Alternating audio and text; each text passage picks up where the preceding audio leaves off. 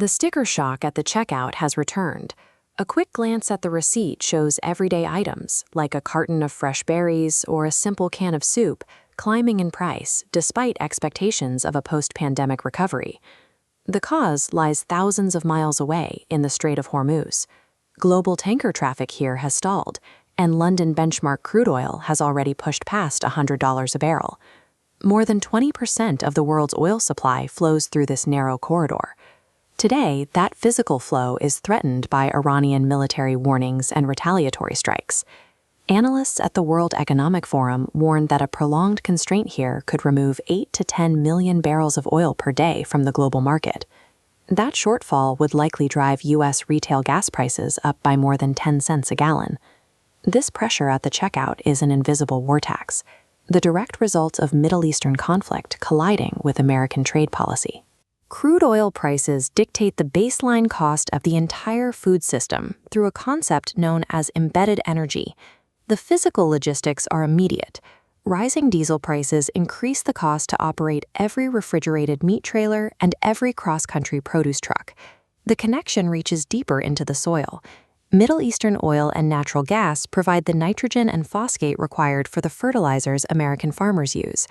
High crude prices also inflate the cost of petrochemicals.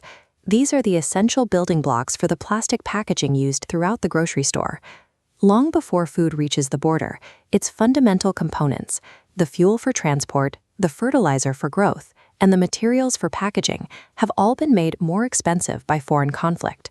Just as energy costs spiked, Washington imposed a 10% global import surcharge on almost all foreign goods. Chamber of Commerce data shows food and agriculture tariff collections surged by 647% compared to 2024. This blanket tax hit imported staples hard, with coffee, tea, and cocoa seeing double-digit price increases tracking the tariff spike exactly. These new surcharges sit on top of existing tariffs on steel and aluminum, which had already squeezed profit margins on canned goods and machinery.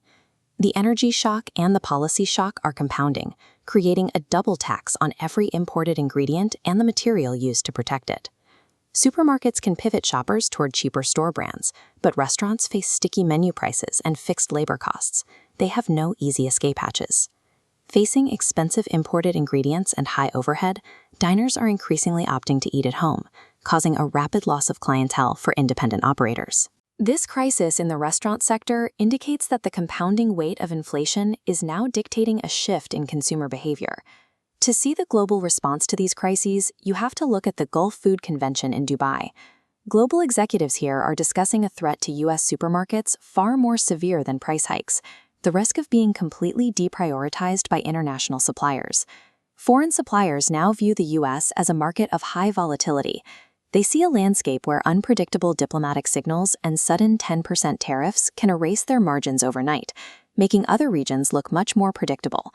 Consequently, emerging and established food brands are pivoting their supply chains toward Asia, Africa, and the Gulf, where trade rules appear more stable. The global supplier base increasingly believes it can reach massive scale without needing the American market at the center of its strategy. This geopolitical decoupling won't be explicitly labeled as a war tax on your store receipt. Instead, Americans will face permanently higher prices for tropical imports, reduced choices in the fresh perimeter, and a noticeable slowdown in product innovation. Every shopping cart now reflects the cost of global instability and protectionist policies, making the grocery aisle the front line where the price of these decisions is finally paid.